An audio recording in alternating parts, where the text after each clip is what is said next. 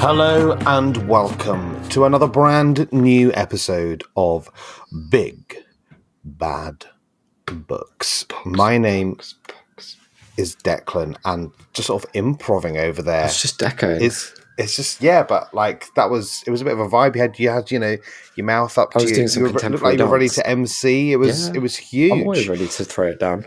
It's of course my co-host and reader extraordinaire. Yes. It's Isaac. Hello, dear. How are you? I'm not bad, thank you. How are you? Yeah, I'm fine. Thanks. You've been sort of ferreted away for the last hour or so. Oh my god! Deep in my study, into the bowels of the beast. The bowels of the book beast is where it's where I spend most of my time. It's a dusty, fetid sort of place, but oh my god! Let me tell you, the words in there are some of the best things you can possibly shove down your eyes. And the order they've been put in? Questionable. But you can't always have both. That's the thing. It's that kind of like Morecambe and Wise Andre Previn thing of they're all the right words, but not necessarily in the best order. Exactly. Let me ask you this though, because obviously, like, you know, I own a copy of Ready Player 2. So in the weeks that we don't record an episode because of life getting in the way, I can still charge my Kindle and just sort of like sometimes I sleep with it like clutched to my chest like a vampire. Yeah. And I guess that's how I get my Klein fix. Like, how has it been for you? Do you get a kind of tremens situation? Well, the thing that I get is that instead of that, because you'll know that I work in a school. Oh yeah. And what happens is that because a lot of the people who are there are children. Yeah. They say a lot of drivel. About the 80s? Well, not necessarily. Right, so not the same. Necessarily. It's not exactly the same, but it sort of like ties me over until I can get right back into the Kleinosphere. Yeah. Because it's of the same sort of genre really of, you know, could be slightly meaningless, often slightly misled, sometimes maybe inadvertently offensive, you know, and so you're saying Klein does so well to capture that kind of childlike, like the steps and the missteps.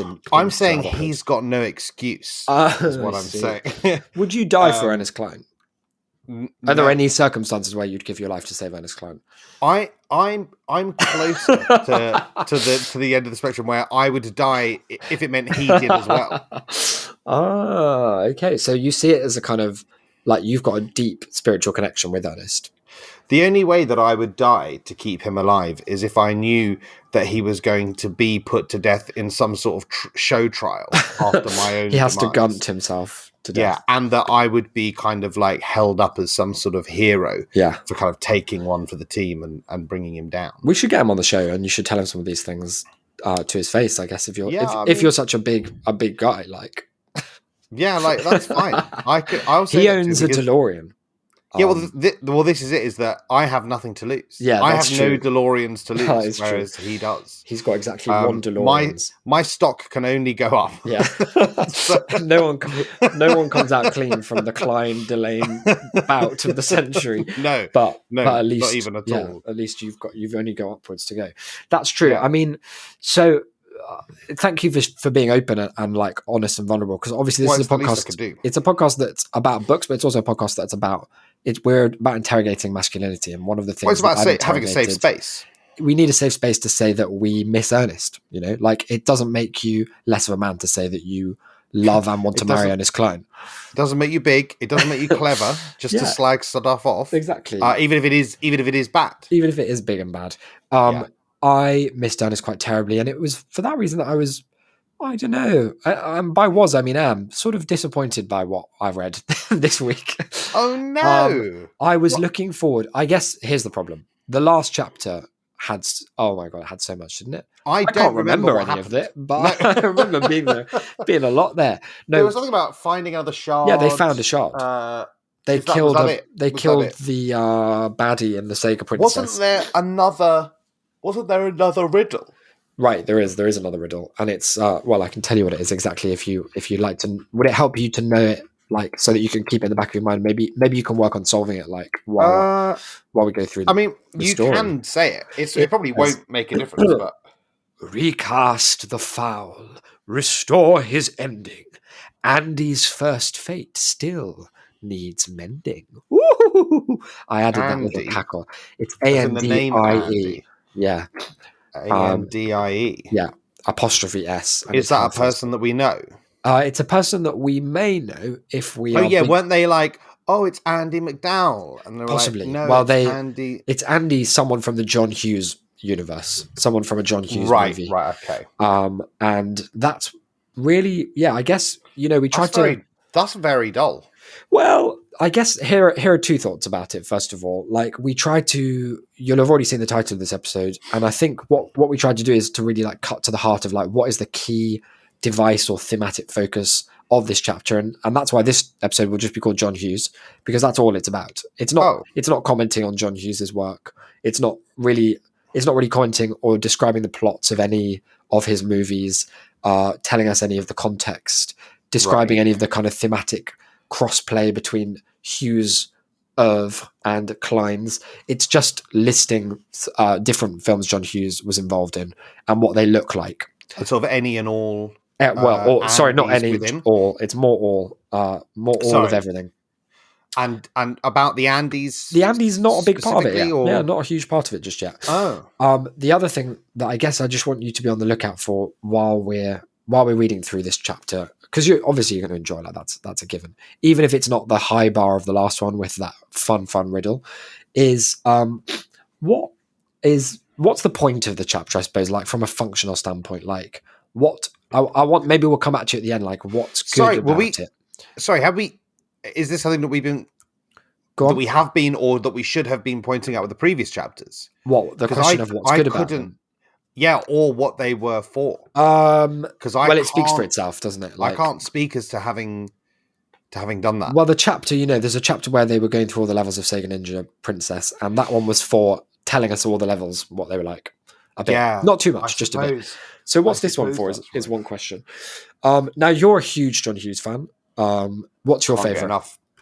Where are you? Like Breakfast Club, 16 Candles. Pretty in Pink, maybe Home Alone, maybe National Lampoon's Vacay. I don't know. Is that John Hughes? Yeah, like something. Yeah, I think so. What about Ferris Bueller's Biggest Day? That's a good. That's all right. Yeah, that's all right. That's quite good, Home Alone. Yeah, he wrote, I think, one of the Home Alones. I don't know if he wrote all of them.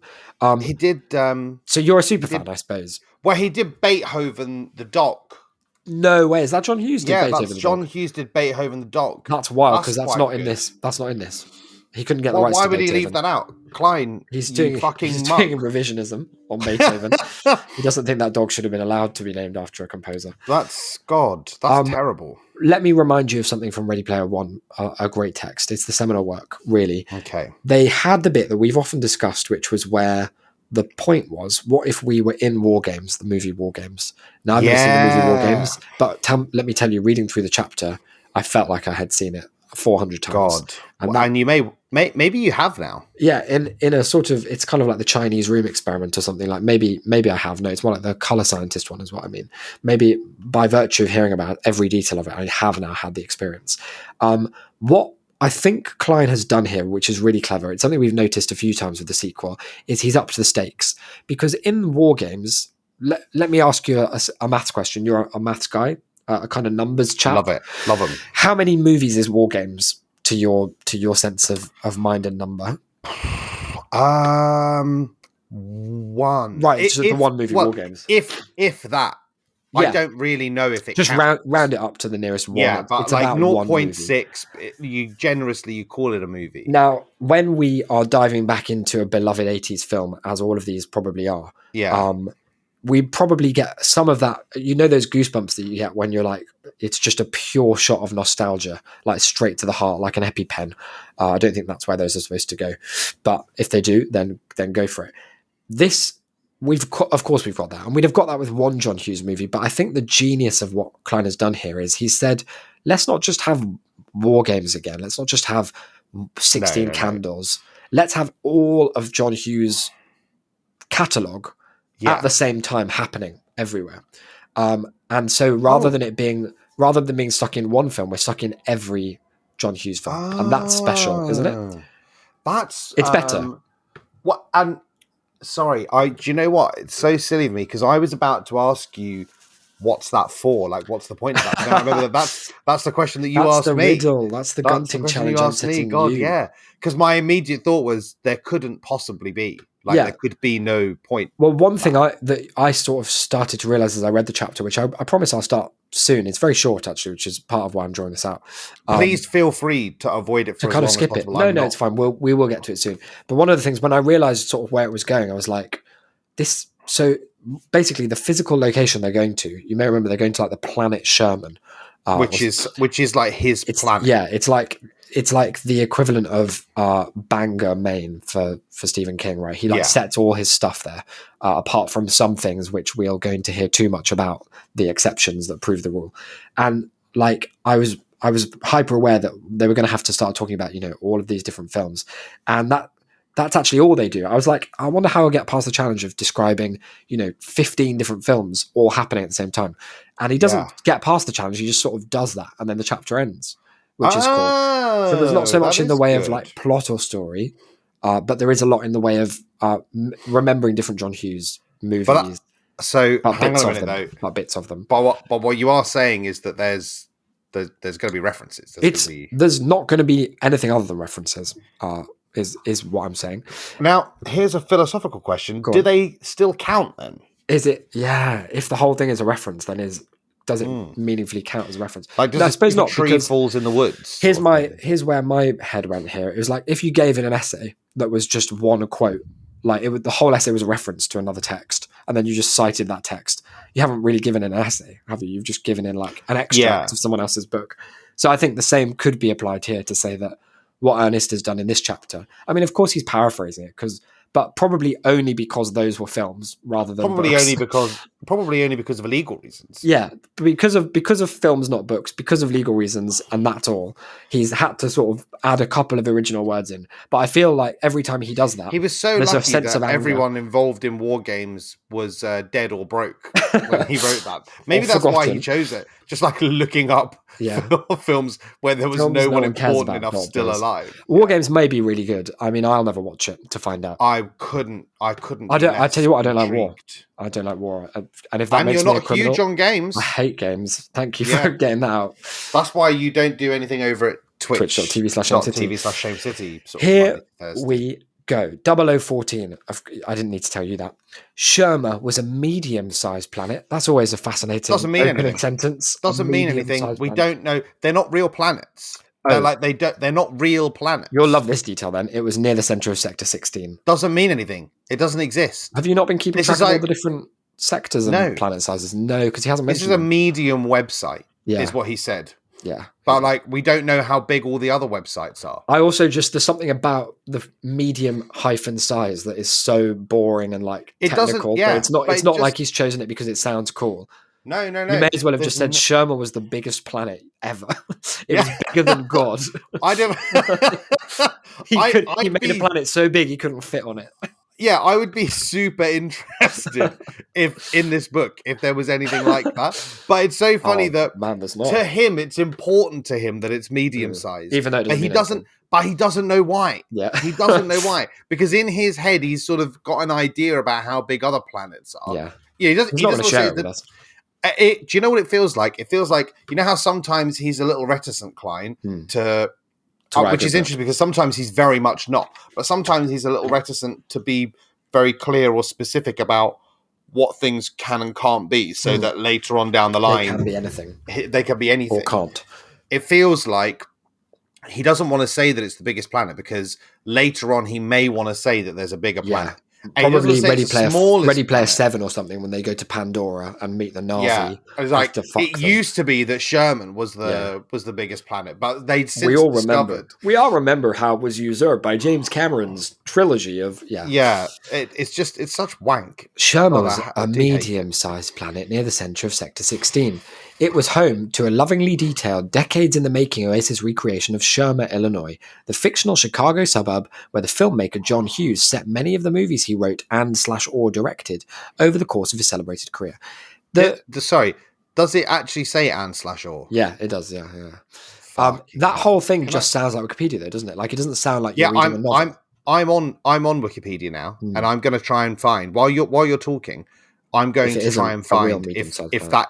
I'm gonna actually try and find if that's just a quote that he's lifted from. That would be so funny. He lifted it from the Breath of the Wild recipe for red diets. Samantha used to say, I think you've said this about Shermer as well, actually, correct me if I'm wrong, that Shermer was Hughes's, quote, post-adolescent paracosm, right?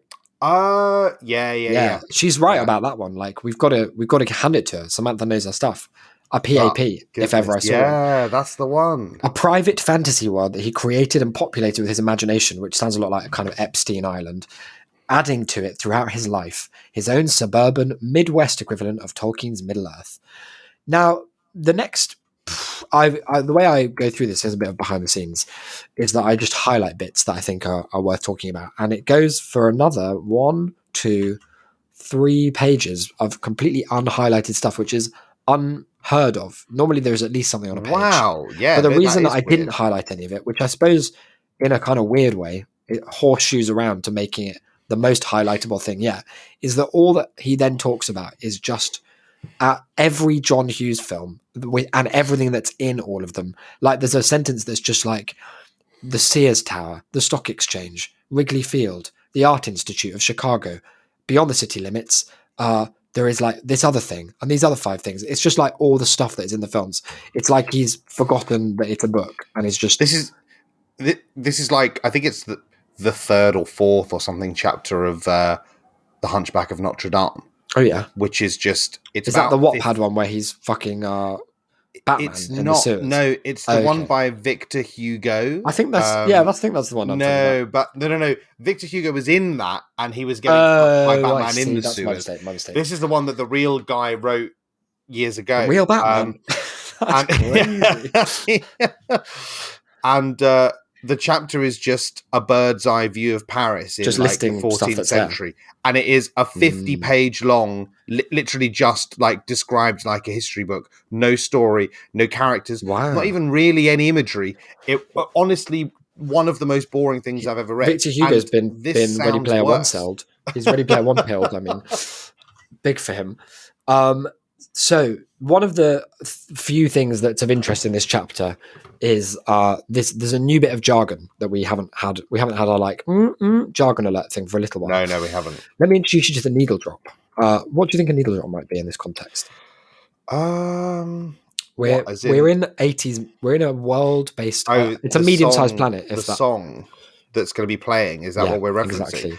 It's got to be something like "Don't You Forget About Me."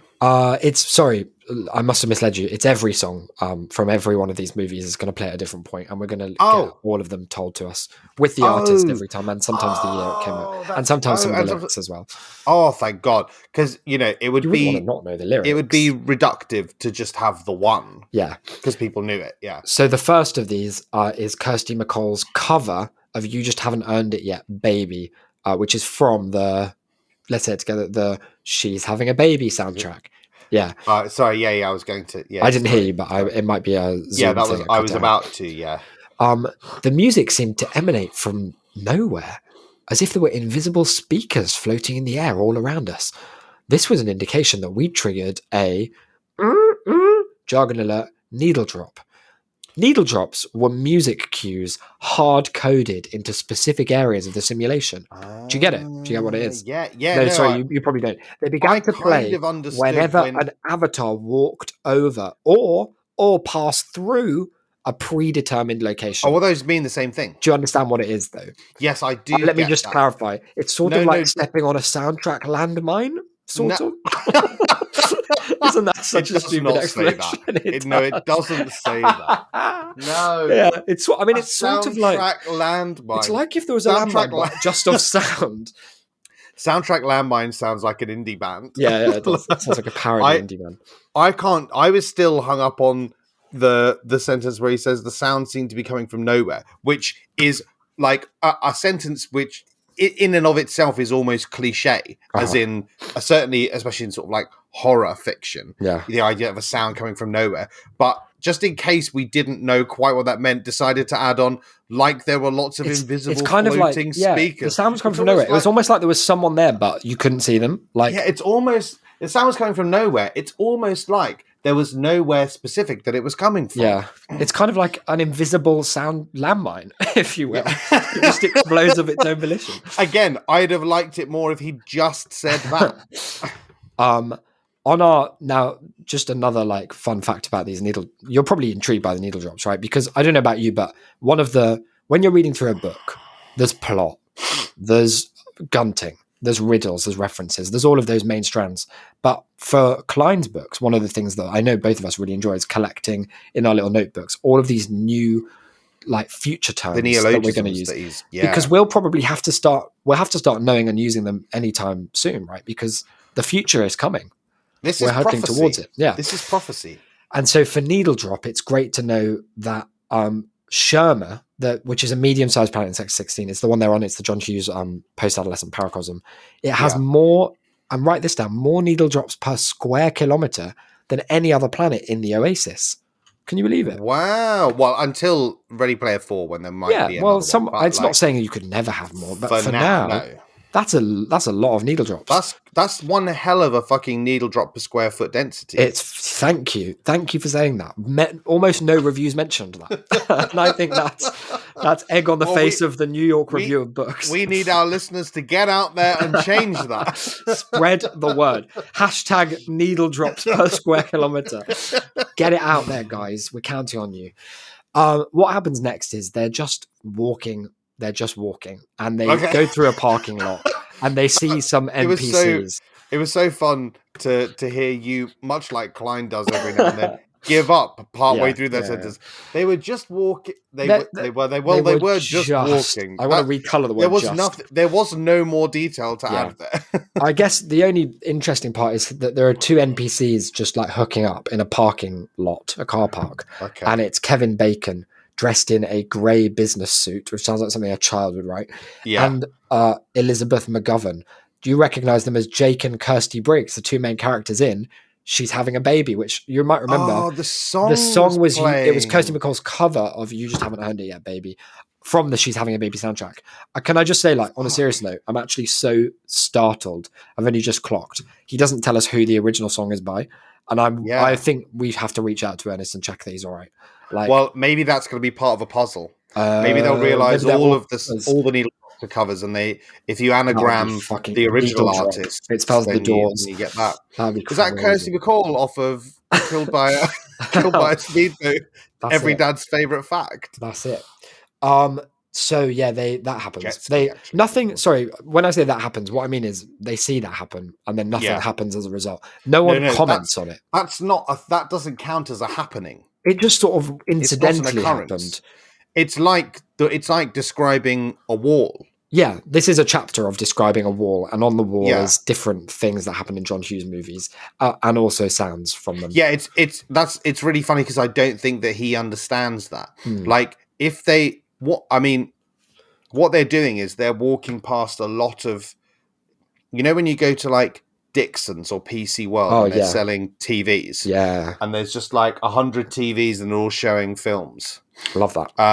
And that's what they're doing here. Like, they're just walking past, and they've got, for some reason, PC World decided that the best way to show off the 4K high def is to have sort of random movies from the 80s where kids are making out. Yeah, sort of like splayed all over the shop floor, and that isn't actually what anyone could call an event. Yeah, I don't know. Like, I don't know if Klein would. Like, he wouldn't say this was his strongest chapter. I'm confident of that. But I don't think, it's not even that he doesn't understand. I don't think he could be made to understand why this chapter is so boring. Because for him, maybe it isn't boring. Because maybe it is just like, wouldn't it be fun? Like, is there any piece of media about which you're such a fan that just sitting there and imagining walking past one of the characters from it in a car park is enough to pay 20 quid for and sit down and read about? It's even worse than that, because if I actually, walked past Hugh Laurie as Dr. Gregory House in a car park, like, that would be quite interesting. Like, I would tell people about that. I could go up and talk to him. Yeah. But this is like, this is like if I saw that someone else in a pub had their laptop open and was watching an episode of You House. walked past. And then I came home. I was like, Isaac, you'll never guess who I saw today. It was Dr. Gregory House. Where was he? Where was it? Some guy was watching him in the Montague Pike.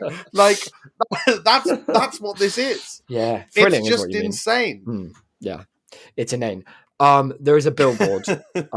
It's not just any billboard. Oh my god, they passed the billboard from. Oh, they passed the church where the wedding from 16 Candles took place. Hooray! Oh, thank God. Now I bet you're wondering. Well, I bet what you're thinking at the moment is like, more of this, please. And Klein knows that, so he's like, let's pump the brakes. We're going to get more of that fun stuff soon. Let's learn a bit about the history of Sherma, a medium-sized planet. Yeah. That's actually the name of the history of Sherma. It's called Sherma: a medium-sized planet. When the Sherma simulation was originally created in the early days of the Oasis, can you believe this? It had only incorporated location characters from 4 of John Hughes' films. Are you fucking joking? What's the point? 16 Candles, How do you Club. How do you even fill a medium-sized How do you planet sleep with that? at night if you fucked it that badly as well? Absolutely half-assed the task. Wade had all of those people executed on live TV. Ferris Bueller and Weird Science. Over the decades, I've turned into Gollum, since it had been updated and overhauled several times to include other Hughes classics. And then when you get to a sentence like that, you're like, okay, cool. That I understand the kind of semantic content of that, but could you give me an example? You're probably thinking of some of those classics. Please. I can give you an example. In fact, I can give you 9 of them. Pretty in Pink, God. Some Kind of Wonderful, She's Having a Baby, Uncle Buck, Mr. Mom, Planes, Trains and Automobiles, The Great Outdoors, and the aforementioned Home Alone and Vacation Flicks. That was actually 9, and I just eyeballed that. I'm quite proud. Also, don't worry too much if some of your favourites haven't been mentioned, because in recent years, fans have been expanding it to include Curly Sue and what about career opportunities. Did you say Baby's Day Out? I didn't. There was. Did you mean She's Having a Baby? No, Baby's McCall. Day Out with Joe Mantegna. Oh, I've never heard of that and one. Joe Pantoliano and Lara Flynn Boyle off of our favourites. He didn't do that one. He's disowned it. That was a different John. So the way it works is when you're on Sherma, it's all of those films are happening all the time. They're just like happening everywhere, like in a mad. This chapter is the reason this chapter sucks. Well, there are many, but the fundamental flaw with this chapter is he's come up with something that doesn't really make any immediate conceptual sense. To have all of these different, like they're not even the same time period. You were so generous there by saying like it doesn't make any immediate sense. Yeah, like the sense is going to be revealed at a later point. But what I think is that there is a writer, or there are writers out there who would make it so interesting that it wouldn't matter that it didn't make sense. Like the fact that it all sounds weird, and like a better writer would acknowledge that this Sherma place, is it called Sherma or Sherman? I've said it too many times. Sherma. They would accept that it sounds like a hell. It sounds horrible to be there. It sounds incredibly stressful. People are on like a mad sort of loop. It'd be like if you sort of fell into the Large Hadron Collider with every Disney World ride at the same time, and then you were just stuck in all of them simultaneously. Horrid. So a good writer would have like that vibe. But the problem is, Ernest thinks, first of all, that this is the coolest thing ever, and also that we're so excited by the idea that all he has to do is just gently explain it, and we'll look over the fact that it doesn't make a fucking lick of sense, even slightly. Not like a tiny, even beyond, tiny bit. Like, you know, it's not a question of suspending disbelief to be like, okay, well, I don't think the robes would really do that. It's not a question of that. It's just a question of like, no one in the world would make this planet. If you liked John Hughes, you wouldn't want your favorite 8 films just smashed into one great big weird smoothie. And this kind of like weird idea, it becomes like a sort of like a postmodern music piece where, like, obviously they don't. If they all started at the same time, then now they're all so like disastrously out of sync that it's just watchable. Like Steve Reich. That's the guy I can't remember, but. Yeah, no, it just sounds just abysmal. It's bad. It reminds me of the Lunatics Inn, and this is kind of perfect because he is one of these people for sure. Uh-huh. In fact, I don't know all of their names, so maybe he literally is. But there's a guy who's interviewed in that Room 237, the documentary that I That's not what it is. Documentary It's not a is generous, documentary. isn't it? The About great Shining. big dream someone had. the big series of unrelated fan theories about The Shining that they made into about an hour and 40-minute movie. Yeah. But there's a guy in that who talks about how he went to a special screening that he and a bunch of other freaks did, where they played the movie forwards and backwards at the same time, overlapped over just like each Kubrick other. wanted. Yeah, and he says without even the slightest bit of irony that like so many cool things lined up, and you're like, no. yes. Most stuff appears in the middle of the screen. Like at some point, also, stuff especially is in gonna Kubrick, overlap. like he's famous for those middle, something centered shot. And they say like, oh, you know, and then like there's his face because you see it at the end, and then also at the beginning, his name comes up. Oh my! His name comes up over the face, and it says Jack Nicholson over Jack Nicholson's face. God, yeah. From the end of the movie, not from the beginning. Not even. Oh my god! No, it's mad. That's amazing. Maybe I should be doing this with Ready Player 2. I should be reading it backwards at the same time. My favorite, I do have to say that my favorite thing from that watching the Room 237 was the woman who tells about a 5-minute story about a time that she was thinking about the film or had been watching the film, and her son came in and he'd drawn a picture. Fuck. And the picture that her son had drawn was of a boy with an even smaller boy next to him. Oh my god. And the story that he told about it was that like the boy had been struck by lightning and this other little boy had come out. And then she said, and that's really interesting because it sort of explains The Shining. And you're like, fuck. What? Yeah. What do you mean? It does. I see it. She was like, no, he'd never seen it. It's like, oh, it's clearly, it's just bullshit. Clearly he'd never seen it. It's nothing. Because he drew a completely unrelated picture. He drew a picture of a boy being struck by lightning, which is I love every time my child draws a picture to ask him if he's seen The Shining yet. Now, sorry, which bit of The Shining was this about? Here's this rainbow I did. Rainbows in colours. Colours like red like the blood that comes out of the lift. Yes, like red rum. Oh my god, that's special. Great. Cool. So basically, we're in this horrible hell. Just a weird aside. They get a map of Shermer, and it's divided into two halves labeled rich and poor. I don't know why. Like, he doesn't. Is that a theme that John Hughes deals with very much? I don't. Not one I've noticed. I can't attest to remember much of the sort of like rich versus poor. No, me neither. In any of them, really. Any of them. He talks about all the locations Dennis, that are used. The geographic continuity in Hughes films is a sentence that probably shouldn't appear in a book that's supposed to be read for fun. And then another just fun sentence. Judging by the proximity of the sun to the eastern horizon, it was still pretty early in the morning. This is the 1980s that they're in, and clocks. Hang on as well. If all the films are happening at the same time, how can there be a consistent, like day-night cycle? You're absolutely Klein-pilled because he's got you there. That was one of the many disorienting things about Shermer.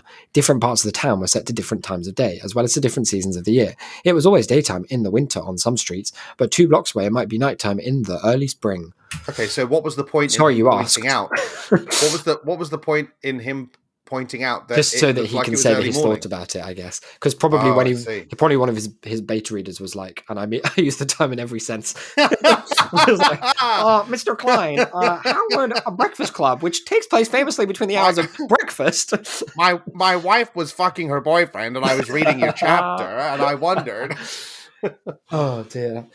It's not Ferris Bueller's Night Off. They call it the Breakfast Club, however. Yeah. So that seems to be the only reason. Now, he's been here before. Now, I don't think he told us about this, but it's one of those kind of Ready Player retcons that we'll allow. We're used to. Yeah. Wade and Artemis went here on a date, although it might as well be the same thing, because she is a huge Hughes head. That's what we're going to call them. She's a Hughes head. And Wade, he's like, he obviously loves it. And he, it goes without saying he knows everything about the 80s and the movies contained therein. But this is really like something that he, I don't know, something that he bravely did for Artemis, for his girlfriend. You're saying he's not a Hughes head? He became a Hughes head for her. And isn't that like, if you're willing to watch very popular films for your girlfriend, like, I guess that makes you a kind of a new Christ. almost it's almost impossible for you to have missed on the most part. Some of them, like if you've managed to go your whole life without ever seeing Home Alone, I can only imagine that you've just sort of never been within earshot of a television. Yeah. You've never been around at Christmas. You just are in a.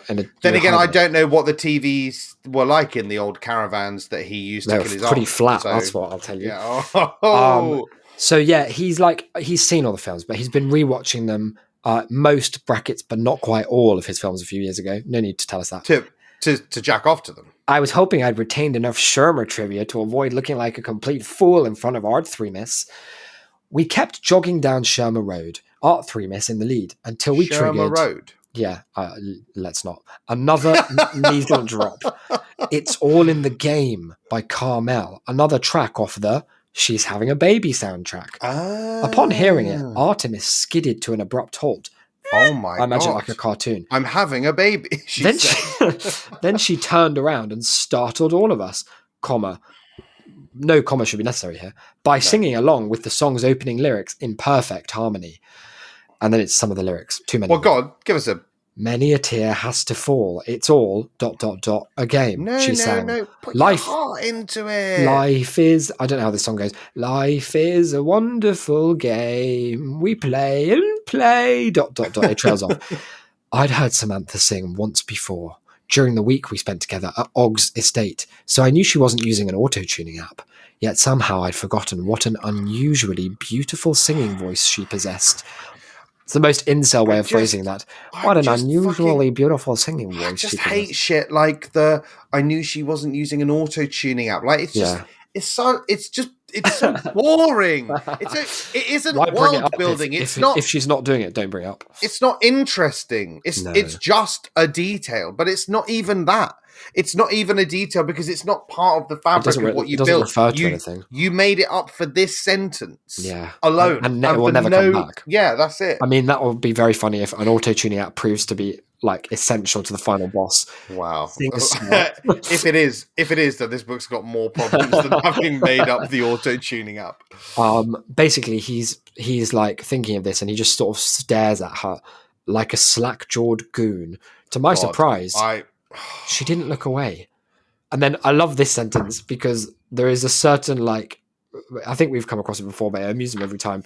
There's a certain like, maybe it's a resignation or maybe it's a recognition of one's own ability that he's just sort of bowed out of bothering with. She gave me what can only be described as a warm smile. Which is like, it's not... A warm smile is not specific himself enough. Couldn't say anything else about this smile. It was merely warm. It was the smile. It's so shit. The archetypal. If you looked up warm smile in the dictionary, this is it. Her face would be there staring back. I just wonder how that gets through an editor. Do you know what it really reminds me of? It really reminds me of John Darkin's "What Can I Say?" Yes, like, the classic. It's just so it's at that level. So, oh god, this he's reaching smile, Darkin's heights. It was. Let me tell you. If it was anything, it was warm. I'm the author, so I'd know, and it can only be described as the way I've described it here. If you can think of a different way, that's not right. That's a different smile. You say, I wonder how this got past an editor, and my fear is almost the opposite, that the editor put this in because every other suggestion he made was so filthy, so gross or creepy or cringe that like they could not send the book to print. Quite possibly, you've got some of that nerd turgidness in there. Yeah, they said like it can only be described as this because if we for legal reasons, else, the law would be. What can only for legal reasons be described as a platonic warm smile, an age-appropriate warm smile. It would be good if the sentence was like, "What can only be described as and then just a series of like blackout marks, redacted warm smile, a footnote. Yeah. Then she stopped singing and checked her swatch. I don't know why she has to have a swatch watch. Fuck's sake. Is that an 80s thing? I don't know. I don't know. Anyway, the next boring thing that happens is a bunch of doors get opened by Chevy Chase, Paul Dooley, Michael Keaton, Steve Martin, John Hurd, Lyman Ward. the men who portrayed Clark W. Griswold, Jim Baker, Jack Butler, Neil Page, Peter McAllister, and Tom Bueller, respectively. So it's all the dads opening doors to get their morning papers, which is, if you picture it, that's very good, isn't it? Probably, probably hugely unlikely that those moments would have lined up. Yeah. You're right. It's very world. So it's good, therefore, right? Like it's like. Sorry. No. Because we get to know what it would be like. It's good that they appeared at the exact moment that all of these things were lining up. Yeah. Now, this could be interesting. It's not, but it could be. What I mean by that is it might come back later to prove to be important. And if it doesn't, then it's doubly bad because it was dull to read and it made me get some false hope that it might pay off, which I honestly don't know why I still have for this book. Yeah, that is because nothing ever does. To be honest. The seventh man wore large, clear-framed eyeglasses. He's got spiky hair. He's got this sort of power mullet going on. And Wade is like, I recognize that. Who is that? I can't place him. And he's probably scanning through his extensive memory banks of, the Breakfast Club, 16 Candles, She's About to Have a Big Baby, whatever the fuck it's called. Think like, if he had the robes of Anorak right now, he'd be able to do a quick hold up his sleeve. And that would be that would be the answer. Yeah. Robo! Like Inspector Gadget with that robe. Yeah. Anyway, within 1 second of being like, I couldn't place him, it dawned on me. It's John Hughes. Hughes makes a brief cameo in The Breakfast Club as someone's dad. And here he is, wandering around. Now, he thinks to himself, what's going on? Because, one of these actors plays a couple of different dads. And he wonders about, I guess, the kind of metaphysical implications of that. Like, how can it be that this actor is multiple dads in the Dadverse? That is Shermer. And God, that is weird. And we never find out, actually. So it's one of those questions that will haunt us forever, I suppose. Yeah, well, that's it. As I watched Mr. Johnson / John Hughes scoop up his paper and shuffle back into the house, I couldn't help but be reminded of Anorak, the digital ghost of a dead creator. Left behind to forever haunt his own creation. So I guess I feel like that was a kind of publisher mandated sentence to be like, there is a story to this book, Ernest. Can you just mention it once? It's so funny that like in any other context, I would assume that the phrase digital ghost was something you made up. Yeah, it does. It has me written all over it, digital ghost. And yet, no, this was something that a man was paid millions of dollars to write. Can we just remember as well, which didn't occur to me the first time I read through this a couple of hours ago, whenever it was, an hour. There are over 1 billion people who are about to die. Yeah, and in fact, some of them could be dying now because, already because they were at the end of their quota, right? Where is the urgency? It's not even urgency I'm looking for, but where is the they're not talking about anything. There's been no dialogue in this chapter, pretty much. Artemis sang a song. She sang. And beautifully. She wasn't even using an auto-tuning. Are you joking? Which is what we call those. We don't have the word auto-tune. She's got an unusually beautiful voice, doesn't she? I noticed that. And they're not worried. They're not excited. They're not scared. They're not talking about it. They're not checking in with Faisal. How many are dead, Faisal? Oh, bad luck. we better get a move on, It turns out nearly everyone came in at the earlier part of the day. Faisal, I'd love to help. We've only done half the needle drops. What you do now, you do for yourselves. Yeah, but it's just you have to go out of your way. I think you'd have to give yourself a head injury or a 5-year holiday between writing these two chapters to have just completely memory hold the context you just established for why they're doing this. 100%. There are more lives on the line than in almost any other story I know. Yeah, ever. It's I could think of the Avengers where there's more because it's the universe. Yeah, blowing up Alderaan or something. That's a lot of people, I guess. It's just wild. I don't even know if there were many people living there. Sad. I'm sure Ernest knows. So this is happening, and then finally someone's like, "Oh, hey, let me see that clue again." And then the clue is read. Recast the foul, restore his ending. Andy's first fate still needs mending. So that's got to be it, right? I asked. Restore the original ending, the one where Andy ended up with Ducky instead of with Blaine. I don't know what this is in reference to. I think they said it in the last chapter. It's obviously one of these films, but I don't know which one. And they're like, "Oh, I wonder where this guy Ducky lives." Artemis is like, "Nah, that's not it." And she's repeating this phrase to herself: "Recast the foul, recast the foul." This is from Pretty in Pink. Recast the foul. And Wade is like, "What about that scene in Ferris Bueller's Day Off, where he catches the foul ball during the Cubs game at Wrigley Field. Artemis, as you would, seemed mildly impressed by my suggestion. Right. At least enough to consider it for all of 2 seconds. Oh, that's Then she good. shook her head dismissively. Oh. I don't think so. Recast the foul. Recast the foul. I've got it, she cried. I know what we need to do. And it's at this point that I'd like to pause for some interstitial content. Interstitial content. Wow. And on that cliffhanger, I must tell you, humble listener, are returning to the glorious foothills of Gulag, Caledonia. Yes. Now, you may remember last time, this is the brainchild of sorts of... is it Dr. Bruce Scott? I think it's Dr. Bruce Scott. Dr. Professor Bruce Scott. And it's let me tell you, it's some words in an order. As I remember, it was pretty political, right? It wasn't. It was a take no prisoners takedown, a teardown almost of the kind of society that you and I have foolishly. We've been sleepwalking into it, haven't we? That we've enabled. Yeah. That we've enabled. Yeah. This was not one for the snowflakes. No.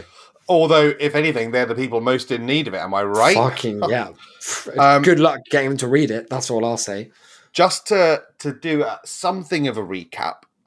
There's not much of a recap needed because nothing actually happened last time. We just read the preface. Yeah. The only thing we really need to know is that the story is going to be set in sort of Scotland 2050. The author is a sort of sad incel. Whose wife has taken the kids allegedly, and basically in this sort of Scottish 2050, the pronouns brigade have taken everything over. Oh, you're joking! And if there's one thing that you need to know, it's that God, he has been forgotten. Fuck, I forgot about that. I knew there was a phrase. Forgotten. I was trying to remember it earlier. I knew there was something that he wouldn't stop saying, and it was that God had been forgotten. Unfortunately, it was that God had been forgotten. So the next chapter, as it were, you'll be pleased to know that nothing happens here either, because this is also not the story. Is he in Sherman, Illinois? It's no, it's even better than that. This is just sort of another preface. Wow, a double preface. It's called Escape Plan.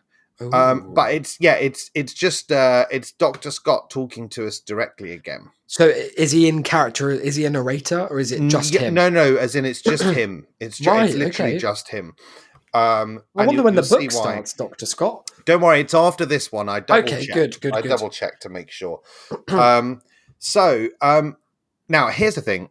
Now, Isaac, you remember the vague sort of both political bent of the preface, and also the tone in which the author clearly sees himself. So I'm going to tell you that in the opening 2 sentences of Escape Plan, he references 2 books, and I'm going to ask you to guess what those books are, and you get 2 guesses. Okay, is it 1984 and the Bible? It is 1984. You guessed that correctly. It's not the Bible, unfortunately. I was hoping just because of the Forgotten God angle. You can have one more book. It's another fiction book. Is it Fahrenheit 451? No, very good guess though. It was Brave New World by Aldous Huxley. Thing about Brave New World, I would have guessed that a while back, but I recently found out that that Brave New World has better politics than I had thought it would have. Yeah, I didn't realize. No, it's just one of those things that's been... You just assume that it's of a period where everyone was horrible. Well, and because only cunts ever invoke it. True, yeah. For the wrong reasons. Yeah. You're absolutely right. It's definitely 1984. You knew that was going to be there. So sometimes, he says, a book can be a warning for what is to come in the future, or a look back at the past to help us learn from past mistakes, never to repeat. Yeah. 1984 by George Orwell and Brave New World by Aldous Huxley were never intended to be blueprints of how future world governments were meant to run things. That's true, yeah. Because the very next sentence begins with the phrase, "It seems that some people feel these blueprints from prophetic writers are being used to accomplish what was warned against." What specifically, Dr. Bruce Scott, are we enacting? I don't want to pin you down too heavily. Well, it was the whole babies being made, the babies being... Yes, I suppose probably... but it's just bold, I think, to say that these were not meant to be blueprints, and then starting the next sentence by saying that these are blueprints. They are blueprints that people were trying to use to build a new world. I believe it. He then goes on to say, that often when people are dying, they pass on letters to loved ones. And that they, that might involve some sort of like passing on feelings of love, but also maybe advice and warnings. And then he says, books can perform the same function. In case you were worried that you were tied to the letter format, book's just a big letter, isn't it? I suppose. Yeah. Well, if you're too much of a verbose arsehole to write a letter, or if like the ex-wife won't let kids read letters from you, like that's just a hypothetical situation. If that's the case, then you'd probably write a book instead, right? Yeah. Because there'd be no point in the letter. Fall on deaf ears, sadly. I'm sad to say that. It is. It's one of the great tragedies. Yeah. And it's funny that we mentioned tragedies because he goes on to mention too. Tell me, Isaac, in your experience, the sort of person who says sentences like this. Indeed, as the totalitarian Soviet or Nazi Germany examples show us, that one of what I've called that, the great equivalents that they've made, which is often, I think, a sign of someone who's got some very good politics to come. It's someone who's a great thinker, yeah. Someone who's abstracted themselves from the whole mishmash of left, right, good, bad. One of the big themes of the book, and it's also one of the great tragedies of the book, as I see it, is that unintentionally, what he's done is perhaps write the clearest and cleanest example of how all the people who think that they are radical free thinkers and free speakers are some of the most duped and most led. Oh, no. Some of the biggest sheep buying literally every single line possible that has ever existed. Like Animal Farm. Oh, that's just another book. That's just another book I thought of. By George84. Yes. George_84 on Wattpad. Yeah. It's honestly at every single point. He does it in this very, very brief little chapter in about 5 different instances. He's like, God, it's absolutely insane that like these free thinkers can't see that, that can't see past the state's lies to see that communism is bad. And you're like, oh yeah, the state that's constantly telling us how good it is.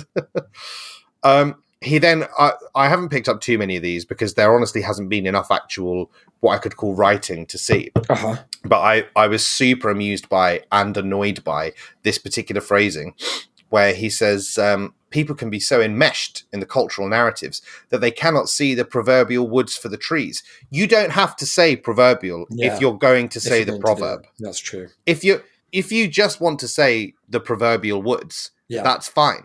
But you can't say the proverbial woods for the trees. Do you mean the proverbial woods for the proverbial trees? Dr. Bruce, they can't see the proverbial woods for the actual trees that are all surrounding us because of all the green initiatives that you can't fucking move for these days. Come on. It's unbelievable. So his answer to the problem that he has sort of created, which is what can we do if everyone's so easy to control, is that he's going to have something he calls an escape plan, and that's what this is. Sorry, I should just say as well, the reason he thinks everyone's so easy to control is that Sartre and de Beauvoir both sort of said that like some stuff in communism communist Russia was quite good. And then of course you'll remember when the Gulag Archipelago was released. Oh my god! By his favorite lad Solzhenitsyn, that they were all like, "Oh fuck! What are we gonna do?" And he's like, "Well, if even they can be like conned, what are we gonna bloody do?" Fuck. And it turns out, unfortunately, that he doesn't. What this is not so much an escape plan. That doesn't seem to be really what he wants.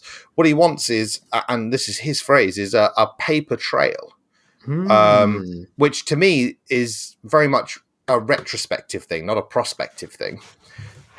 He says the only hope is to have an escape plan, a paper trail in case things get so bad that those who supported the oppression and enacted it can be proven guilty. So when it happens, you could say, "I told you so." Oh, that would be useful. Now, there's lots of things that are a problem here. If it gets bad enough that the people who supported it are on some sort of trial, but surely if it gets that bad, then the likelihood of them going to trial is less. And if you do get to trial, probably just being like, I told you so. Like, maybe that's not, probably, I don't know if that carries maybe a great that's deal not of the legal law. weight. Yeah. Maybe that's not the law. But it also, again, on this thing, is just like more proof that all of the people who think that they are the big freedom of speech, freedom of thought, like libertarians, I want The intellectual freedom from dark state web. control. Yeah, that all they really are is just a bunch of like HR rules prick jobs worths. Like they are just big sticklers who actually just want to kind of like, you know, have mummy and daddy stop all the people who are being mean to them. Like that is literally it. It's like my form of like radical free speech is that I want a list of bad things people have done so that they can be tried in court. Yes, So it's like, yes, that's it. Freedom from state control. He's got a lot of ideas though, Dr. Bruce, and I guess that's a good thing. And one thing that he says of himself that I think that you will agree with is that he's very brave. Oh my God, yes. He's brave to be doing this. Like the bravest thing, it's about courage. He says this for about 4 or 5 paragraphs. About his own courage. Yeah, and about doing this is standing up for free speech. Yeah. Let's not forget, let me just check the notes here. You know, like writing down the names and words of the people who said that things that you don't like. That's very brave. For sure. And it takes a lot of courage. On that. He then does say the first thing that he's written that I agree with, which is the quote, Michel Foucault, for all his faults, did have a few interesting things to say, which I'll go so far as to, we didn't quite agree on what the interesting things were, but does he specify? It's about, let me tell you, let me see if it's here. It's about something about how you've got to be brave to have free speech. Oh, right. Yeah. Which we all remember him for. Yeah. That's his main thing. When I think of Foucault, that's what I think of. Foucault's brave for free speech pendulum, they call it. That's the one. Now, then there's a thing where he's like, well, what the hell are we going to do? Because everyone's so afraid. Everyone's too afraid of, you know, well, he doesn't actually say who of. That's the thing, though, isn't it? Like, it's scary, the enemy you don't know. The invisible enemy, you know, like Predator. Yeah, that's what he's saying we're scared of is probably Predator. Yeah. Woke Predator.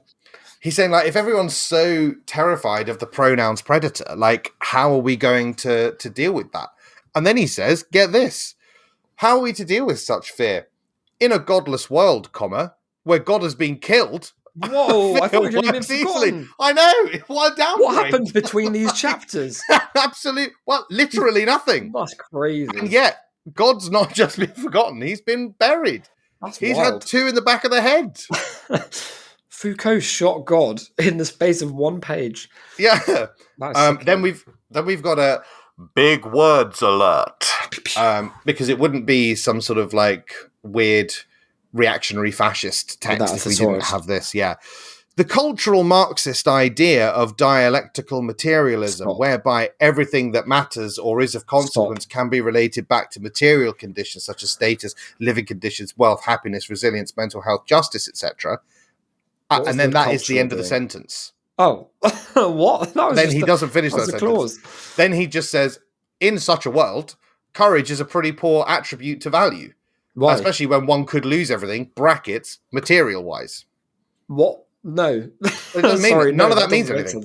None of that means anything. And that is the character of the last couple of pages of this bit, is that it is just a lot of stuff. It's like, it's not even thesaurus. Like, this is someone, it feels like this was a drunkenly appended bit of copy and paste. Because it's really, really very poor. I'm just so excited to know what his story is going to be about. Like, you get the sense, of course, of a great mind at work here. Someone who knows words like cultural Marxism. Yeah, phrases like cultural Marxism. He knows people. He's heard of places. Think What's about it. Like, story he's going to make? What sort of wrong'un has ever used the phrase cultural Marxism? That's what I ask. None. Yeah, you have to have read many books to know that term. Then I'm going to have to read a little bit here. I'm sorry, I'm going to have to do another quote. That's right. But only because I like you'll see why. To overcome such fear and lack of courage, one needs something more than the idea of material reality. As St. Gregory of Palamas described in his Triads, has it not occurred to them that the mind is like the eye, which sees other visible objects but cannot see itself? And so it is with faith, as the orthodox hesychasts ascribe, the new, beyond the material, beyond knowledge, a doctor ignorantia, as Nicholas de Cusa would say, that taps into something else, something other, beyond our ken, so to speak. Which, again, beyond our meaningless. Ken, so to speak. Well, meaningless. That wasn't the end of a sentence again, was it? No, sorry, that was the end of a sentence. I'm saying that's meaningless.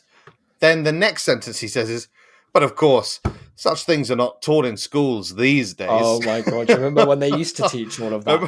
Remember when that was the syllabus? My dad is always telling me... Palamas. He's always telling me about the orthodox hesychasts and the things that they ascribe to the new. Back when men were men. You know, my dad, back when the bin man was hard and he knew all about the new. back when you could get a fucking cup of tea and a good breakfast for 59p and the woman serving it to you knew all about the Dr. Ignorantia. She hadn't forgotten God, had she? No. He was in the she certainly hadn't killed him. That's for sure. It's so sad that you can't say any of that these days. You can't say any of that without people getting on your back. Yeah. And do you know what's even worse, as he points out? You can't say any of that because some people ignore it, but then some people, they even ridicule it, he said. What? They ridicule these bad ideas? Some people even ridicule it. Sorry. I know. That's sad to hear. I hate to think that Dr. Bruce Scott has been ridiculed. I know. Because he's put in so much work to this book. He's bared his soul. You can't just Google the Dr. Ignorantia. You've got to know what it is first. It's like the Isle of Tortuga. The end somehow gets even more super wordy, and I can't put you through all of it. Okay. But it's mostly about here's a small sample. Opinion or syllogistic argument only takes us so far. Some psychotherapists rely on this formula, e.g. cognitive behavior therapy, humanistic therapies, blah, blah, blah, blah, blah. And then I don't know if he accidentally outs himself here as an idiot. That sounds unlikely. He says that more existential and unorthodox-minded psychoanalytically inspired therapy, the people who support that, they recognize quite rightly the limits of ratiocination. What's that? I don't know if that's the pronunciation and syllogism. Well, I'm so glad that you asked, because if you Google the word, the two definitions are the process of exact thinking and a reasoned train of thought. So apparently thinking reasonably can only take us so far. Yeah. No, I mean, that is literally his argument, right? He does. Yeah. He is saying that, like, if you remove the word cultural from that big diatribe about Marxism, he is just saying that the material world is not enough for him, and that things like courage can't be explained or are unnecessary to systems that are based on material goods, material conditions, which is obviously nonsense. But, like, what is he proposing that we have instead? Like, what is the extra thing he wants us to all do? Is it a brand of Christianity? Like, is there a specific God that he thinks is going to fill in for us to fix I'm so glad that you've asked, because he doesn't answer. Great. But we can only assume that he does in the book. Then again, in another instance of just sort of outing himself, he says, so that is the plan. Okay. And he hasn't given us one yet. And then he says, it does not seem much on the surface. But trust me, I really back myself to get a book out of this whole fucking bullshit. It is, brackets, as ever, a tough sell. This has always been the way. I think this is some like fucking metafictional shit that's going on. I think he's doing some postmodern narrative bending. Like, this is him writing the fictional version of his character, of himself writing the book, being like, look, I've got all these bad ideas I'm setting out. I'm pretty sure that it's, there must be in here. I really feel like there's something in there, and I'm going to give it a go. I mean, I hope we get more of these little like cutouts, like we pull out from the presumably fantastic, riveting story of to hear like another diary entry 6 months down the line where he's like, haven't managed to kind of work in much of the cultural Marxism and critique just yet, but maybe once my character gets out of the gulag, it will really land. Hopefully it crystallizes.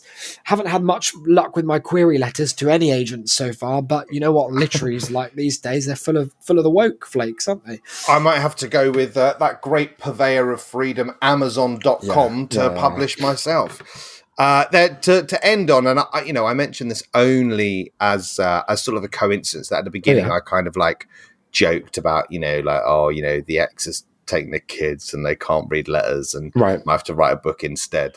But this bit does end with the sentences. This is the escape plan. Use it well. For my wonderful boys, whom I will love for eternity. That's beautiful, actually, isn't it? It's lovely, isn't it? Because that's actually beautiful. In years to come, they'll read this and go, "Wow!" Well, they won't. No. In years to come, no one will read this, and it will be forgotten. This podcast will remain the only record that anyone ever read this text, and only one of us did. And to be honest, probably not with much consideration. Not with a lot of gusto. Wow. Well, Dr. Bruce, thanks so much for that. And I hope to check in with him in the future. Yeah, and no, don't you worry. Next week, we're starting chapter 1. Fuck yes. So don't you worry. Do you know anything about what the story is about? Yeah. Who's the main character? We read the bloke. It's David Campbell is the main character. Yes, the guy that made the soup. Let me tell you, just as a little preview, he starts the first chapter by taking a long drag on his insipid nicotine vaporizer. Oh yes, yeah. I think they're insipid as well, those Nico vapes. Oh, what God. A fucking king. What a king. From one king to the other, let's duck back into, I don't know if I mentioned Shermer, Illinois. It's a town where it's a kind of post-adolescent paracosm, I suppose you might say, in a sort of clumsy and faux off-the-cuff way. Artemis, we just left her off having an idea. I've got it, she cried. I know what we need to do. She checks her watch and she's like, we've got to get on over to the high school. The bus is going to be coming any second. And the bus, proper yellow school bus. I don't know if they have those anymore, but I imagine that a lot of culture warriors in America are out there complaining that the yellow buses aren't as yellow as they used to be. They're probably rainbows now, aren't they? Yeah, fuck. They probably make you wear seatbelts and shit as well. Fucking hell, it's health and safety gone mad! Now, the doors swing open on the bus. They jump in, and you've guessed it, it's another needle drop. It's another big needle drop. Wow, they weren't lying. Yeah, there's been as many as 3 so far. It really is dense. This time the song Oh Yeah by Yellow kicked in as the 4 of us filed onto the bus. It describes where they sit. It describes all the other people on the bus and what extras their movie, what they were the extra in. That's good. The bus starts moving. They drive along the way, and there's a bit of politics here as H, who is a black woman in the real world, but cosplays as, I think, a kind of racially ambiguous man. Okay. Yeah. I don't know that they are explicitly white, but I think they're also giant. They're so they might not even be a person. They might be like a robot or something. I'm not sure what H's avatar is all about. Look at this lily white hellscape, H said, shaking her head as she stared out of her own window. I don't know what her own is doing there. Is there a single person of color in this entire town? Sure, Artemis replied. Most of them hang out at a place called the Candy Bar over in Chicago. This planet does have a serious diversity problem, like the whole of 80s cinema. Oh, yeah. So Klein's a comrade. Comrade Klein. That is, and that, I suppose, is as good as ending racism. It makes up for all of the other, let's call them missteps, I suppose, like gentle missteps that we've seen in the handling of some of the other, the bit where he was talking about how disabled people were kind of guinea pigs for experimental murderous procedures. I suppose saying that 80s cinema was racist. And a bit where he was sort of slagging off trans people. I guess it kind of spying on them and saying that they're only worthwhile if they are sort of, sexually attractive to cis men. But it probably makes up for that. Like the whole of 80s cinema clapped back Artemis. So she's out here girl bossing. She's doing white feminism on the bus. They see a bunch of athletes on the bus and everyone's looking at them because I guess they're dressed differently. As in the sort of jocks. Someone, yeah, exactly. Someone offers someone a moist red gummy bear, which is probably from a film. They see Molly Ringwald's character from 16 Birthdays. They're like, good. maybe one of us should go wish birthdays? her 16 candles. But someone says, maybe one of us should go wish her a happy birthday, H said, chuckling softly. Every day is her birthday, Artemis says, shutting that down completely. No, she just. I hope she means that literally, as in like every day is Molly Ringwald's birthday. Yeah, she sadly doesn't. She just means that in this simulation, events operate on a concurrent timeline, with the events depicted in each film repeating over and over in a continuous loop, which sucks the kind of fun out of it. It does say that, yeah. Does she say? She does. Yeah, she says all these NPCs are stuck in their own private Groundhog Day. She wasn't actually explaining that concept again. She was explaining. No, she was just in case you haven't. You made that up. I promise. You wrote that sentence yourself. Never could. She points to a tall girl who's sitting directly across the aisle, and when she turned in profile, I saw that it was a young Joan Cusack wearing an elaborate neck brace, probably to indicate that her character was an awkward dork. But even in traction, she still looked cute as hell. Now, I included this part because we learn a little bit of backstory, and Ernest's not big on backstory. What? He's not big on story. No. Of any kind. Front, forwards, back, middle, present. She's my namesake, Artemis said. I turned back and saw that she was nodding towards Samantha Baker. I can't watch it without rage quitting now, but 16 Candles was one of my mum's favourite movies. She loved all of Hughes' films. It says Hughes'. Did she just refer to like rage quitting a movie? Yeah, I'm sorry about that. I hoped that would slip by without you noticing. But That's it is so funny. That's an amazing idea. Like just getting like part way through like Jurassic Park. It's like fuck, the dragons keep winning. Every time this fat guy sells them out, every time slamming the stop button. I remember I said so. Wade is now like trying to. I guess he's trying to like he's showing that he listens. He's showing that he's attentive. I remember I said, after she died, you'd rewatch those movies to feel closer to her and try to better understand who she was. What a weird thing to say. I remember telling you that I did the same thing with my dad's comic book collection after he died. Artemis locked eyes with me. Then she nodded. Sorry. I know. No, it's sad that the dad died. No, I know. No, it's not even that. Like, I know. Was it Wade who was saying the bit about the comic books? Yeah, like Wade's comic book dad. Wade's dad was comic book I know guy. that in this world, and for a lot of the people who would be reading this book, that actually probably is quite a meaningful thing. But there's something so funny about like a girl saying to you, about the ritual that she went through to like get through her mother's passing. Yeah. And then you saying like, I know what you mean. I read the when my dad Spider-Man. died, I read a load of comics. It's just like, she's gonna I was watching jump straight into bed with me. I was watching a lot of hentai after Granddad passed. It was his He loved favourite. the tentacle shit. When we were clearing out his house, let me tell you some of the stuff we found. Illegal in 48 states. Artemis locked eyes with me. Then she nodded. I know, she said. I remember that too. And they smiled at each other. Not to say that. I remember you did the exact same fucking one-upmanship with your shit comic book. I remember we never had sex again after you said that. They're grinning at each other for a while, so long that H and Shoto notice, and like they clock them, and they're both like looking away, like, oh my goodness, awkward. I don't know. Sparks are starting to fly. Right? Hang on a minute, but this is almost like something that could happen in a John Hughes movie. Oh where my god, I didn't get that before. There's an awkward because they're on the romance. Planet with John Hughes' stuff in Shermer. Not in Shermer, Illinois. Yeah, Sector 16, mate. Yeah. No, but not like anywhere iconic, like on a yellow school bus or anything. They are with Joan Cusack and Molly Birthday from 16 Ringwalds. She's having a whale of a time out there at the front. Right, so they clocked each other. Wow, fascinating. They go past the Hollywood Bowl. What's that doing there? Oh, isn't it belong in Hollywood? Yeah, it does, but it's here. Great, cool. It's just been shoehorned right here in Shermer, Illinois, where it always is. And we're getting close to the school, Artemis said. Listen, the opening of the song Kajagoogoo, brackets, the instrumental version, by the band of the same name, began to fade in on the Sims soundtrack. I'm just wondering, was John Hughes anything to do with Home Alone 2? Because if so, is Donald Trump like canonically in Shermer, Illinois on this planet? Just He's like the gym teacher. Around. Yeah, that'd be great. This needle drop apparently been triggered by our proximity to the high school.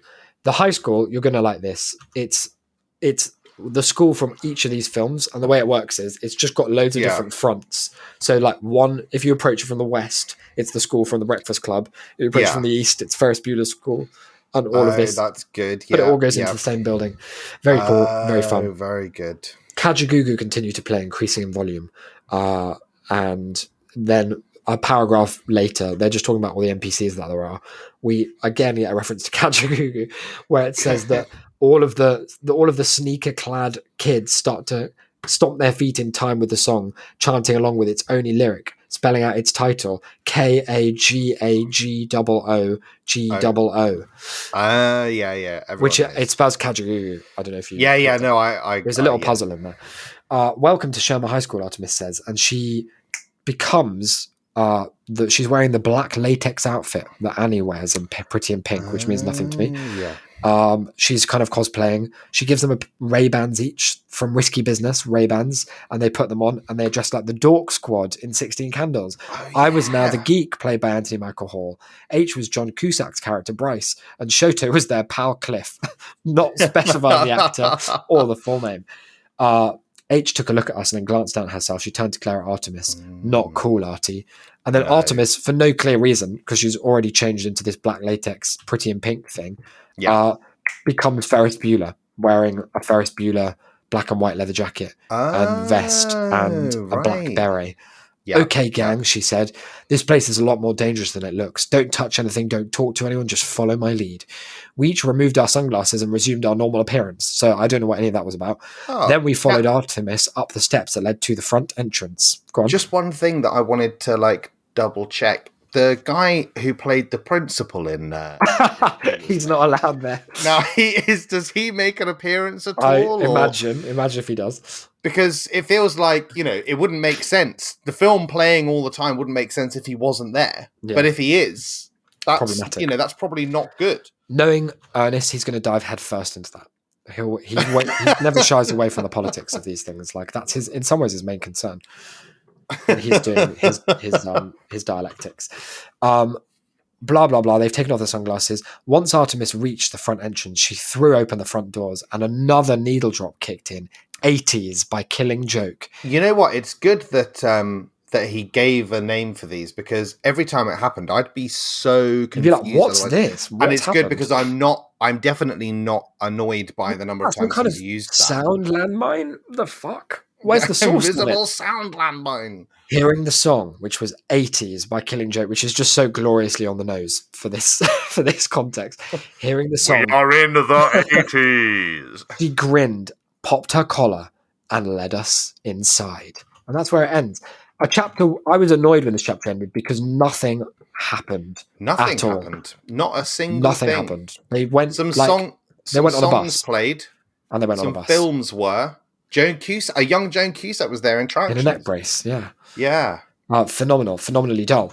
The next chapter, I can only assume, is going to make up for it. It's probably this thing of, light and shade. Like, one on, one off. This one boring, next one great. They talk about this in horror a lot, don't they? Like the peaks and troughs of tension. Absolutely. It's no good if you're up here all the time, is it? Yeah. You've got. So it's good to be as boring as possible. And it's good to be if you're so dull, then not a lot has to happen for it to be whoa, riveting. Yeah. So I've got big hopes for next Big Bad. It better, or else we may just stop. We may just give up because I'm at 55%, and that doesn't feel like enough. Well, don't worry, I'm only at 4% in Gulag Caledonia, So there we have it. I guess in reflection, John Hughes was the theme. John Hughes was all this was about. It's very annoying, from a kind of plot standpoint, which is a lens I'm very wary of applying to this book. Yeah, as well you should be. It being so thin as to sort of crumble if examined too closely. But, there was none, and it's very annoying that it just feels like if this were a film, or if this were any other medium, you wouldn't get away with a scene that was what we just saw. No. It would have to be established in 30 seconds, or the audience would be so confused as to why you've immediately pulled all of the tension, just sucked all of it out of the room, and instead got us into this boring and confusing world where we're not seeing the characters interact with anyone, comment on anything, talk amongst themselves, discuss what they're going to do. Well, in fact, they even are like, oh, I know what I'm going to do, but I'm not going to tell you. I'm not going to tell you. It's not like we need follow to. me. It's not Netflix. It's not like we need to be convinced to stay subscribed to the book for another month. Like, you can just tell me what is going to happen Yeah. for me to look forward to anything. You could have the plot at any moment. Yeah, the plot in can fact, creep up on you. A lot of books have the plots constantly at all moments. Yeah. Yeah. Some authors are trying that these days, and let me tell you, it's working quite well for them. So something for you to maybe experiment with there. But that's certainly, he's breaking the mold. He's not like other writers. He's not, in so many ways. Yeah. Many of them very on Many of show them, in that chapter. Many of them make go to great lengths to describe the smiles of their characters. They're not brave enough to just say, "Look, you know what a warm smile is. Just accept it. Just accept that that's what this was." Now, speaking of accepting what things were, that was an episode of Big Bad Books, and you waited a month for that one because we were off for 2 weeks. So sorry about that. I can't look. We do the best with the material we're given, or that we've sort of had handed down to us, and there wasn't a lot in that. It's fair to say, but not a lot at all. We'll be back in 2 weeks with another big episode where I can only assume, and Ernest, he wouldn't let us down, would he? The next chapter is going to be no, he wouldn't do that to us. Because Artemis has got a plan. She's got a spring in her step. She's got 12 different outfits from 18 different movies, all of them by John Hughes, and we just know it's leading somewhere. We know it's leading somewhere. Well, technically, something has to happen because when they make this into the movie, they can't afford to buy the rights to all of those movies just to dip in and out. So like something's going to have to happen because this is a medium-sized planet. Don't forget, so it's not just a little bit from each of these movies. No, it's a huge amount. A lot. Yeah, crazy. Look, that's an episode. We'll be back in 2 weeks with this, but in the meantime, there are many things going on in the Shame City verse, and I'll hand over to Declan to tell you about some of his particular favourites. Declan, over to you. Well, there's going to be an episode next week of TAS. That's a shame. The original podcast, some are saying, not just ours, the OG, like one of the first of all time. That's going to be big. As we sort of like subtly alluded to earlier as well, there's twitch.tv/Shame City. Yeah. Where we're doing all sorts of streaming. All sorts of cultural Marxism. Yeah, there's so much going on over there. Mostly it's been House of Da Vinci based recently. Although we are hoping... The Ready Player 2 of games. We are hoping, of course, that our viewers will not continue to make that the case. Yeah, don't inflict on us. Do not do that. If you're listening now, do not do that. Yeah. There's also our Discord, shame.city/Discord. There's loads going on in there. Like what? Like a lot of people coming up with cryptic crossword clues for the word elf. Yeah, that's most of it. Like lots of people sharing all sorts of fun things that they've made and miscellaneous shames that they have found. Yeah. On Tim Berners-Lee's internet. Not to blame him, but at some point you've got to hold your hand up and say that you've played a part. Yeah. There's that going on. There's also patreon.com/Shame City, where there's our brand new show Cups that's happening all the time. Last one we were talking about some documentaries that we were hoping to make, and still are, as a matter of fact. If anything, we've been they're in pre-production, galvanized to make them because the pitches were so good. So there's all of that going on, isn't there? You unlock something like 4,000 episodes with just $5 a month, and that's something like that. There. Because if you think about it, like some people would say that 80 is not like 4,000. Well, they're both numbers. But they are both numbers. And if you think about how big, say, like a million is, 80 and 4,000 are super close. Yeah, super close. So, and don't even get me started on billions. Like if you went into a room and there were 80 wasps versus 4,000 wasps, either way, you're just saying that's too many wasps. That's a lot of wasps. I'll check out. A lot of wasps. I've got enough wasps there to last me a lifetime. Conversely, if you signed up to our patreon.com/Shame City for $5 a month and found 80 or 4,000 episodes, you'd say, fuck me, they're generous. And you'd probably send us a personal email of gratitude. You'd say that's not much for $5. Yeah. I'd buy that for $5. Sorry, you'd say that's plenty. $5 more than I deserve. Not much for that is what I meant. Yeah. I said the opposite, but that's not what I meant. I was doing. He was confused. I was being funny. You know how we are. We're going now. Thanks so much for listening. That's Big Bad Books. Tell a friend if they like big, if they like bad, and if they like books. Well, we're the only podcast with all three, baby. Have you got the Trinity for them? We're here all week. I've been Isaac. You've been... I've been Declan. See you on Sector 16, gang. Bye, guys.